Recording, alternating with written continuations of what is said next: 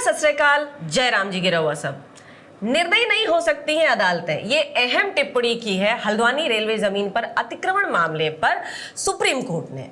अब का भइल ऊ बताए जाते हैं। उत्तराखंड के हल्द्वानी में रेलवे के जमीन पर अतिक्रमण के मामले में बुधवार के सुनवाई भइल और उत्तराखंड के हल्द्वानी के बनभूलपुरा, नाम याद हुई रहुआ सबके, अभी चंद महीना पहले ही दंगा की आग में जब हल्द्वानी जलत रहल ओकर चिंगारी यही जगह से शुरू भइल और वहां भी कारण अतिक्रमण ही रहल। तो मामला बा रेलवे के 29 एकड़ जमीन पर जेकरे ऊपर कब्जा करे पर ई दया से ओतप्रोत टिप्पणी आयल बा सुप्रीम कोर्ट से। नैनीताल हाई कोर्ट के आदेश के चुनौती देने वाली जो याचिकाओं पर सुनवाई के दौरान सुप्रीम कोर्ट ने बहुत ही ममतामयी तरीके से ये टिप्पणी की है और ये टिप्पणी कुछ इस प्रकार से है कि निर्दयी नहीं हो सकती हैं अदालतें। वो जो वहाँ रह रहे हैं वे वहाँ दशकों से रह रहे हैं और अदालतों की भी एक जिम्मेदारी है, अदालतों को संतुलन बनाए रखना है और साथ ही राज्य सरकारों को भी या सरकारों को भी अपना कार्य जो है उनका वो करते रहना है, उन्हें भी संतुलन बनाए रखना है। तो चलिए जानल जाए कि का बा पूरा मसला जेकरे पीछे इतना दया से ओतप्रोत स्टेटमेंट आयल बा। असल में रेलवे के तरफ से कहल गई कि प्लेटफॉर्म बड़ा करे के बा, काहे से कि उन्हें वंदे भारत चलावे के बा। न्यायालय के रुख नरम बा, ओकर कारण बा उहे पुरान तृप्तिकरण, मतलब कोनो नया नहीं खेबा में। ई जोन विवादित जमीन बा ए पर 4000 से अधिक परिवार रहत हुआ, जेकर संख्या हुई लगभग 50,000 लोग वर्तमान समय में वो जगह पर रहत हुआ। और जो मुख्य ट्विस्ट बा इमे, मतलब ई जो पूरा प्रकरण बा पर जो मुख्य ट्विस्ट बा उ ई बा कि इमे रहे वाले जो लोग हुआ ना, इमे से अधिकांश अल्पसंख्यक हुआ और नरमी तो बनता ही है ना है भाई।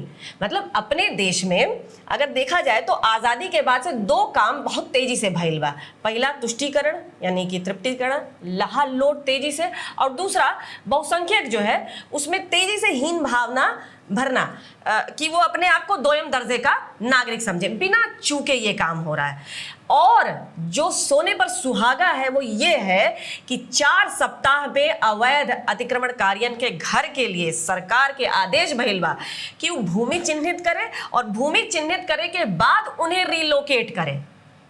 पर सवाल ई बा कि अवैध लोगन के प्रति मतलब ई कौन सा प्रेम है, चाहे ई कौन सा प्रोत्साहन बा भाई, इतना कृपा का है।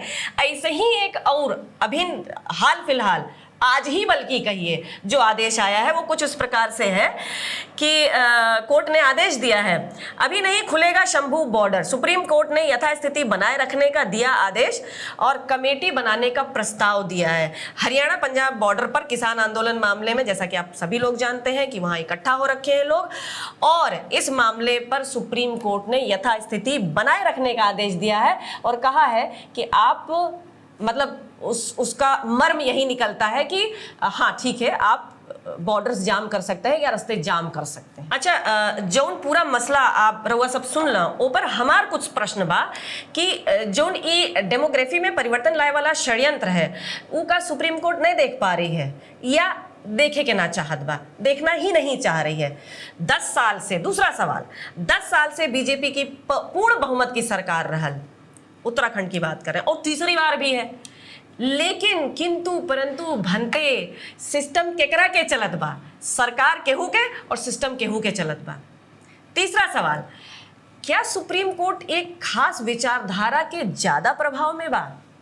अच्छा, खास विचारधारा से एगो चुटकुला याद आयल, बहुत बढ़िया चुटकुला बा, वो सब आनंद लें। एक ठो नेताजी रहना, लाल झंडा पकड़े और सब कामरेड खड़ा रहना, तो नेताजी पूछना कि बतावा भाई, अगर तोरे लगे, तोरा सबके पासे 20 कट्ठा जमीन हुई तो का में से 10 कट्ठा तू गरीबन के दे देबा?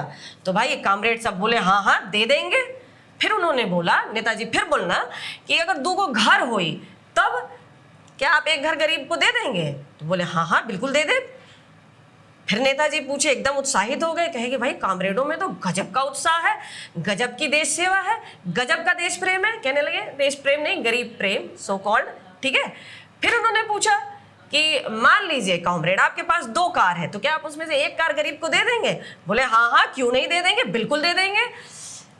फिर उन्होंने आखिर में पूछा कि मान लीजिए आपके पास बीड़ी का बंडल है, तो क्या आप इसमें से गरीब आदमी को दे देंगे बीड़ी पीने को? तो सबने मना कर दिया, ना बीड़ी हम नहीं बांट सकते। तो नेताजी बहुत चकित भइना, एकदम आश्चर्य में पड़ गए कि मतलब तुम अपन घर दे सकेला, अपन जमीन दे सकेला, अपन कार दे सकेला और बीड़ी पे अटक गईला। तो सारे कामरेड जो बोले एक साथ मिलके, देखा भाई, ना तो हमरे लगे खेत बा, ना तो हमरे लगे कार बा, ना तो हमरे लगे कौनो घर बा, का बा ले दे के एक ठो बीड़ी के बंडल बा। तो रउआ साहब, मोरल ऑफ द स्टोरी ई बा कि इहे कम्युनिज्म के मूल स्वभाव बा। ई आपके हर ऊ चीज देवे के वादा करिए जौन न तो इनके पास बा और ना एका ऊ अर्जित कर सके में सक्षम हो। हर चीज छीन के देवे के वादा, मतलब ये तो बस जोक था, आनंद लीजिए इसका, ज्यादा लोड मत लीजिएगा। तो इसी प्रकार से अधिकार भी छीन के दे देंगे, जमीन भी छीन के दे देंगे, पैसे भी छीन के दे देंगे, जाता क्या है हमारा। वैसे सेम तरह के जो मामला रहल कांवड़ यात्रा वाला भी, जो नेम प्लेट वाला कानून रहल, ऊपर भी सुप्रीम कोर्ट मतलब कौनो दया ना दिखौलस, जैसे जितना प्रेम और दया यहाँ दिखाओ ना। काहे से कि मामला वहाँ बहुसंख्यक से जुड़ल रहल और हिंदू धर्म से जुड़ल रहल। तो क्या होता है, कभी कभी तो हमहू सोचिला कि मतलब क्या इस देश में केहू बा जे बहुसंख्यक के बारे में बात कही सके। मतलब वहां पर भी लगेन जज साहब अपन व्यक्तिगत अनुभव साझा करे, और तो और हमके तो लगत बा कि वही आधार, अपन व्यक्तिगत अनुभव के आधार बना के स्टे भी दे देना।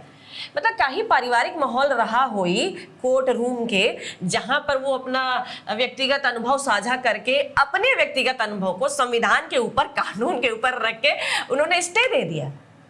क्या कह रहे थे वो कि केरल में, उस जगह का नाम वो नहीं बता रहे थे, कहते रहे ना कि केरल में जब वो कहीं बाहर जाते थे खाना खाने, तो एक मुसलमान का होटल था, एक हिंदू का होटल था, और उसमें से वो मुसलमान के होटल में खाना खाना पसंद करते थे क्योंकि वो जो साफ सफाई ज़्यादा रखते थे और जो होटल के अंतर्राष्ट्रीय मानक है उनको वो मानते हुए व्यवसाय करते थे, इत्यादि इत्यादि। लेकिन आपको जब साहब मालूम तो था ना, आपके तो ई तो मालूम रहल कि मुसलमान के होटल में जात हुआ, पहली चीज। अच्छा, ये जो व्यक्तिगत अनुभव है इसके आधार पर ये कब से संविधान के ऊपर हो गया जस्टिस साहब? ये आप अपना निजी अनुभव कैसे आपने इसके ऊपर रख दिया?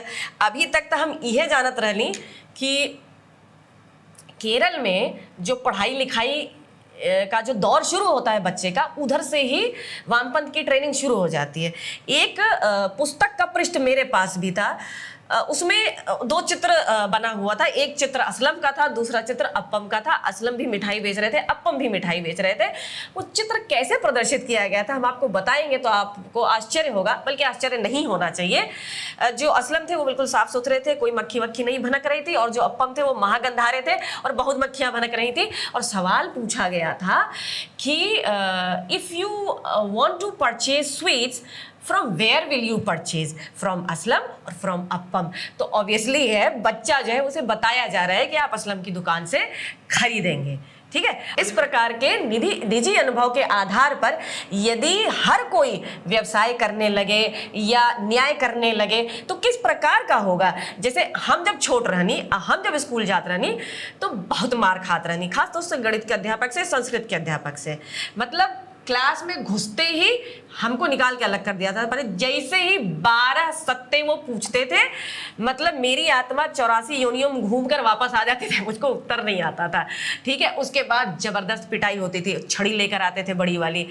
और संस्कृत वाले अध्यापक भी वैसे ही रहना, दे मार दे मार दे मार। तो हमार ई निजी अनुभव कहा था कि लइका सब मार खाए बिना ना पढ़त, अगर उनके पढ़े को हुई। और कान तो जरूर बैठा जाता था, कान में ही गुरुजी बताते रहना कि कोनो नस होत है जो दिमाग तक जाले, ओका आंटे से दिमाग तेज होला, ब्लड सर्कुलेशन बढ़ला, स्मरण शक्ति एकदम चकाचक हो जाले।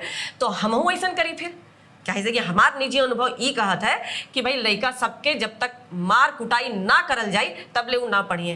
तो ये कौन सा आधार है व्यक्तिगत अनुभव और उसको जो है इम्प्लीमेंट देने का, स्टे देने का? हाँ, तो कुल मिला के हमार सवाल ई बा कि भाई ऐसा काहे बा कि जब बात हिंदुअन के होले तो सुप्रीम कोर्ट जो है पर्सनल स्टोरीज शेयर करेला, और जब अवैध कब्जिया वालन के होले तो उनके घर शेयर कर देला। और वो घर पहाड़न पर मने, एक बार सोचे कि 3 दिन के लिए चल जाए तो 50,000 का चपेट लग जाला। और आप देखिए ये मतलब स्टे जो आपने लगाया वो भी सही ही है। रेलवे जो कोर्ट ने स्टे लगाया, क्योंकि वो तो बहुत ज्ञानी विज्ञानी लोग बैठते हैं वहां पे, उनके तो समझ में प्रश्न चिन्ह लगाया ही नहीं जा सकता। वो भी हमारे जैसे लोग कैसे प्रश्न चिन्ह लगा सकते हैं भाई। अब ये भी सोच होंगे भाई रेलवे कितना ही साल पुराना, 150 साल पुराना, और धर्म बा 14 साल पुराना, तो जौन पहले आयल जमीन होकर बात एकदम सीधी बा। यहाँ जो है आम आदमी जमीन के एक टुकड़ा शहर में, हम तो कहते हैं अब तो गांव का भी वही हाल है, लेकिन शहर में जमीन के एक टुकड़ा बदे सरसों मते छिटा जाला कि कैसे हम जमीन खरीदी, और वहाँ फ्री में मलीदा बटत बा, वो टैक्स पेयर के पैसा से। वारे तोरा न्याय। खैर ये सब तो चलते रही रहा सब, हमके अब आज्ञा दे, काहे से कि अब हम जाए है सोचा थी कोनो जमीन उमीन खोजी, थोड़ा सा कब्जा उब्जा कैली। ठीक बा। जय राम जी की, जय हिंद की, जय अखंड भारत की। अखंड भारत भूलेंगे नहीं।